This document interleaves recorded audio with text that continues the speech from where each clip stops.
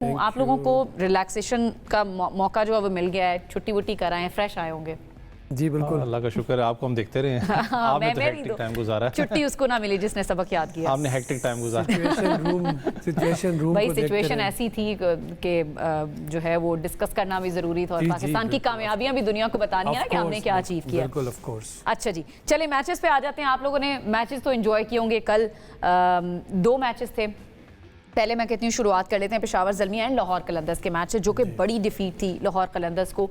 76 run से लाहौर कलंदर्स हार जाता है, महज 97 रन बना पाता है 17 ओवर्स में। कैसे देख रहे हैं आप? देखिए, पेशावर ज़ल्मी ने बड़ा अच्छा स्टार्ट लिया, फिर बाबर आजम ने अच्छी इनिंग खेली, 48 रन किए। हारिस में मैं समझता हूँ उनकी जो इंटेंसिटी थी वो अच्छी थी, इंटेंट अच्छी थी। उन्होंने 18 के 10 बॉलों पे, तो स्टार्ट उनको पावर प्ले का अच्छा मिल गया था। फिर उसके बाद कुसाल मेंडिस ने वंस अगेन बहुत ही ज़बरदस्त इनिंग खेली और very consistent. If I am not wrong तो उन्होंने 78 रन बनाए 48 की बॉलों पे। तो मतलब इट सम्स अप के उन्होंने अगेन वहीं से स्टार्ट दिया जो पिछले मैच में छोड़ा था बाबर ने और उन्होंने। तो वो मैच भी अगर आप देखें, बाबर ने और कुसाल मेंडिस ने बहुत ही आउटस्टैंडिंग बैटिंग की थी ऐसी विकेट पे जो कि मुश्किल विकेट थी बैटर्स के लिए। मैं समझता हूँ कि ऐसी पिचेस पे आप बैटर की क्वालिटी को चेक कर सकते हैं कि यार इसकी क्या क्या स्टैंडर्ड ऑफ, इसकी क्लास क्या है। तो ऐसा भी बहुत ज़रूरी है कि मैं आई एम वेरी हैप्पी कि इस किस्म की पिचेस बनती है तो बैट्समैन के अंदर का वो निकलता है, बैट्समैन के कैसा बैट्समैन है। तो जो क्लास बैट्समैन है वो करते हैं कंसिस्टेंटली। हमने कुसाल मेंडिस को भी देखा, बाबर को भी देखा। फिर उसके बाद जो है एक अच्छा टोटल पोस्ट किया 178 का पेशावर ज़ल्मी ने 173 का। अगर देखें तो सिर्फ शाहीन शाह अफरीदी की बॉलिंग ऐसी थी कि जो उन्होंने बिल्कुल स्पॉट ऑन बॉलिंग की, 4 ओवर में 22 रन दिए, 3 खिलाड़ी आउट किए।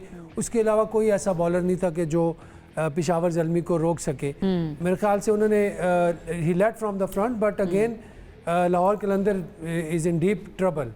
मैं समझता हूँ कि अब जो जिस तरह वो हारे हैं और जिस तरह उन्होंने चेस किया है, that was totally not on cards. क्योंकि पिच ऐसा था कि आप उस पर आपने यहाँ पे आपने अपनी लेंथ क्रिएट करनी होती है बैट्समैनों ने। ये नहीं है कि आपको मुंह का बॉल मिलेगा और शॉर्ट बॉल मिलेगा तो उस पर ही जाएंगे।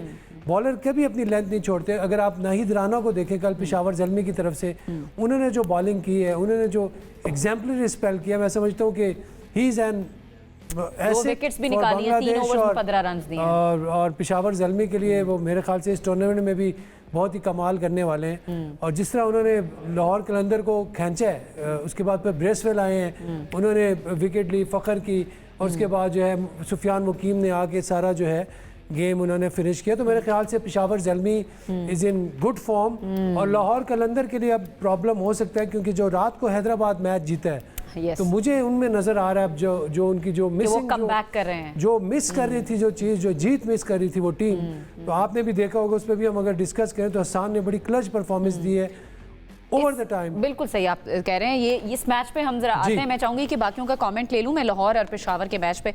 All round performance Peshawar Zalmi की और टॉप पे हमें नजर आ रहे हैं पेशावर ज़ल्मी, और क्या ज़बरदस्त खेला है। जिस तरह यासिर भाई ने भी बात की, बॉलर्स की बात कर लें, बैटर्स की बात कर लें, फॉर्म में नजर आ रहे हैं। बाबर आजम का वो हमें कलर नजर आ रहा है जो कहीं ना कहीं मिसिंग था, एंड देन कुसाल मेंडिस तो ज़बरदस्त खेल ही रहे हैं। देखें, लाहौर की अगर मैं थोड़ा सा, क्योंकि मैच इनका बड़ा एक कांटेदार तवक्को भी थी कि मैच बड़ा तगड़ा होगा क्योंकि लाहौर एक बड़ी अच्छी डोमिनेटिंग साइड है। लेकिन अब मसला लाहौर का इसलिए स्टार्ट होना है क्योंकि इनके जो की प्लेयर्स हैं, जिसमें आप इनके पेस बैटरी बांग्लादेश के जो प्लेयर उनकी बात करें, वो रिलीज़ होकर वापस बांग्लादेश अपनी नेशनल ड्यूटी के लिए चले जाना है। नाहिद राना ने अवेलेबल नहीं होना क्योंकि उनकी नेशनल ड्यूटी है वहाँ पर, तो वो स्क्वाड फिर मैं कह रहा हूँ बैलेंस आपका डिस्टर्ब करता है। लेकिन जिस टाइम पे पेशावर ज़ल्मी ने पीक किया, और ख़ास करके एक मेन प्लेयर की बात करूँ बाबर आजम, जितना उनके ऊपर तनकीद होती है, जितने पीक परफॉर्मेंस, उनकी परफॉर्मेंस इस वक्त एक बड़ी पीक पे चल रही है पाकिस्तान सुपर लीग में। चीज़ की अच्छी लग रही है, कोई वो बात नहीं हो रही स्ट्राइक रेट वाली, वो अपनी नेचुरल गेम खेल रहे हैं क्योंकि दूसरे एंड से उनको स्टार्ट एक बड़ा अच्छा मिल रहा है। कुसाल मेंडिस की शक्ल पर उन्होंने आज भी बड़ी ज़बरदस्त पार्टनरशिप उनके साथ बनाई थी।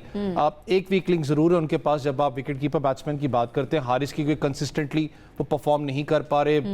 कल भी उन्होंने 18 स्कोर तो किया, लेकिन एग्रेसिव अप्रोच थी। लेकिन आप हारिस से कुछ बड़ा चाहते हो क्योंकि जब आप बात करते हो, उनकी बात होती है कि ही इज़ द 3rd या 4th command wicket keeper batsman for Pakistan, तीसरे चौथे नंबर पर अब आते हैं। पहले मैं दूसरे पे कहता था, लेकिन उनकी परफॉर्मेंस मुसलसल आपको डाउन नजर आती है।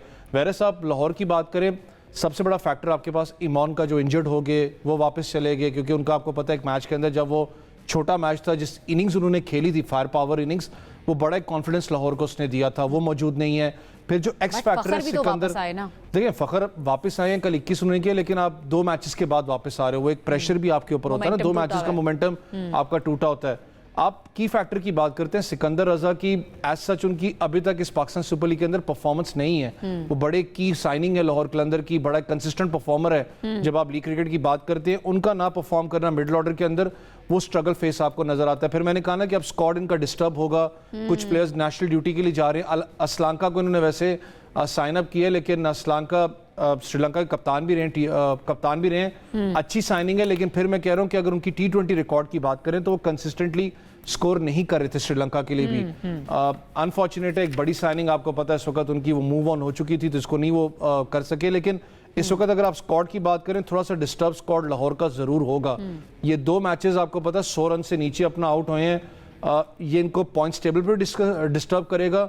आप क्वेटा की बात करें, जिस तरीके से वो ऊपर आ रहे, क्योंकि रायली रोजोफ की बात करें, बड़े एंड टाइम पे उसने फॉर्म पकड़ी है, वो बड़ा इंपॉर्टेंट उनके लिए प्लेयर है। तो फॉर मी लाहौर थोड़ा सा डिस्टर्ब जरूर अब जाएगा स्क्वाड में, और डिसअपॉइंटमेंट भी होगी लाहौर के फैंस के लिए। उस्मान, आपका मैं कमेंट चाहूंगी पेशावर ज़ल्मी लाहौर कलंदर्स की परफॉर्मेंस पे। लाहौर अब 3rd नंबर पे, बॉटम से 3rd नंबर पे आ गई है टीम, और ये आगे इनके लिए प्रॉब्लमैटिक हो सकता है। बिल्कुल आप सही कह रही हैं, मायूस कुन कारकर्दगी रही है पिछले 2 मैचेस के अंदर लाहौर कलंदर्स की, और ऐसा लग रहा है कि जब से लाहौर की टीम कराची पहुंची है, खेलना भूल गई है। और इसमें काफ़ी हद तक हकीकत भी ऐसी लग रही है। एक तो पहले ओपनिंग ऑर्डर उनका थोड़ा सा डिस्टर्ब लग रहा था फ़खर जमान की सस्पेंशन की वजह से, लेकिन अब जब वो आए हैं तो उनका इम्पैक्ट नज़र आया था मैच के अंदर। पहले जो 40 रन लाहौर कलंदर्स ने बनाए थे वो अच्छे बन गए थे, लेकिन उसके बाद जो मिडिल ऑर्डर के अंदर उनकी पार्टनरशिप थी वो कहीं ना कहीं नहीं लग रही, जिसकी वजह से लाहौर कलंदर्स को नुकसान उठाना पड़ रहा है। और यहाँ पर मैं समझता हूँ कि जो सीनियर आपके क्रिकेटर्स हैं लाहौर कलंदर्स के, जिसमें सिकंदर रजा हैं, आसिफ अली है, हसीबुल्ला खान है, अब्दुल्ला शफीक है, ये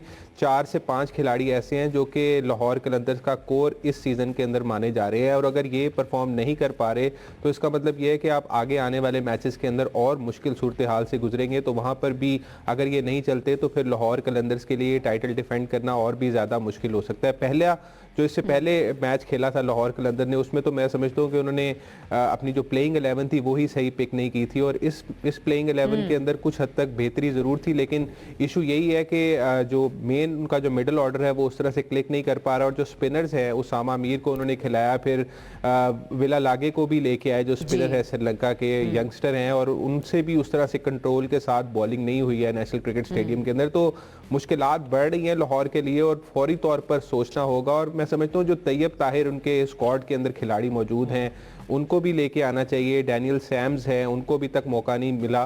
तो मैं समझता हूँ ये 2 खिलाड़ी ऐसे हैं जो कि कहीं ना कहीं पे कुछ चेंज ला सकते हैं लाहौर कलंदर्स की टीम में। ये 2 खिलाड़ी चेंज ला सकते हैं। अब जरा एक नज़र पॉइंट्स टेबल पर भी डाल लेते हैं। पेशावर ज़ल्मी टॉप पर हमें नजर आ रही इस वक्त। पेशावर ज़ल्मी, वैसे तो सारी टीम्स के 5-5 मैचेस हो चुके हैं, पेशावर ने 4 मैचेस जीते हैं और 9 पॉइंट्स हैं इस वक्त पेशावर ज़ल्मी के। देन मुल्तान सुल्तान 4 मैचेस जीतने के बाद 8 पॉइंट्स हैं, इस्लामाबाद यूनाइटेड के 7 पॉइंट्स हैं, कराची किंग्स के 6, and then Quetta Gladiators 4 points के साथ 5वें नंबर पर है। 6ठे नंबर पर लाहौर कलंदर्स 4 पॉइंट्स के साथ।